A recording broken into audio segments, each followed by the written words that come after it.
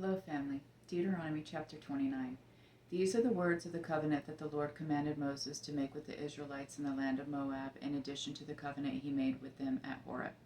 Moses summoned all Israel and said to them, "You have seen with your own eyes everything the Lord did in Egypt to Pharaoh, to all his officials, and to his entire land. You saw with your own eyes the great trials and those great signs and wonders, yet to this day the Lord has not given you a mind to understand, eyes to see, or ears to hear. I led you 40 years in the wilderness. Your clothes and the sandals on your feet did not wear out. You did not eat food or drink wine or beer, so that you might know that I am the Lord your God. When you reached this place, King Sihon of Heshbon and King Og of Bashan came out against us in battle, but we defeated them. We took their land and gave it as an inheritance to the Reubenites, the Gadites, and half of the tribe of Manasseh.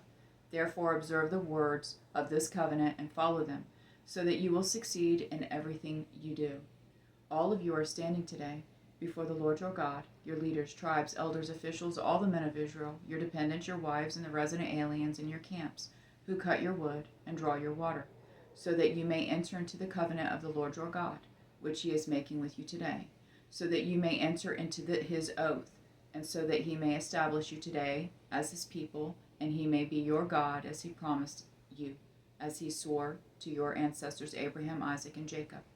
I am making this covenant and this oath not only with you, but also with those who are standing here with us today in the presence of the Lord our God, and with those who are not here today. Indeed, you know how we lived in the land of Egypt and passed through the nations where you traveled. You saw their abhorrent images and idols made of wood, stone, silver, and gold, which were among them. Be sure there is no man, woman, clan, or tribe among you today whose heart turns away from the Lord our God to go and worship the gods of those nations. Be sure there is no root among you bearing poisonous and bitter fruit.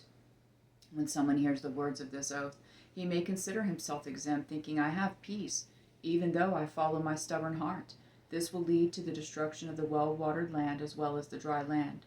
The Lord will not be willing to forgive him. Instead, his anger and jealousy will burn against that person, and every curse written in this scroll will descend on him.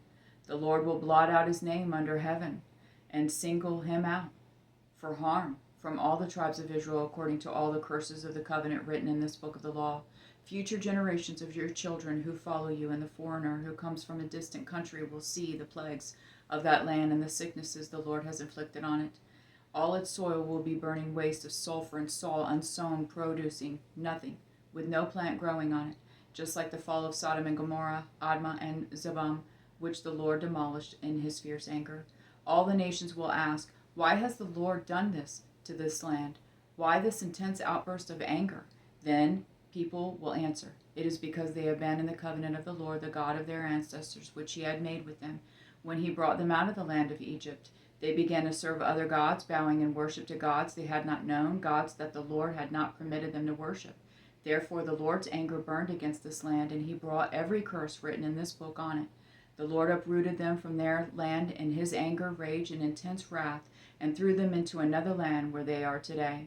The hidden things belong to the Lord our God, but the revealed things belong to us and our children forever, so that we may follow all the words of this law. I love you, Jonathan and Jesse.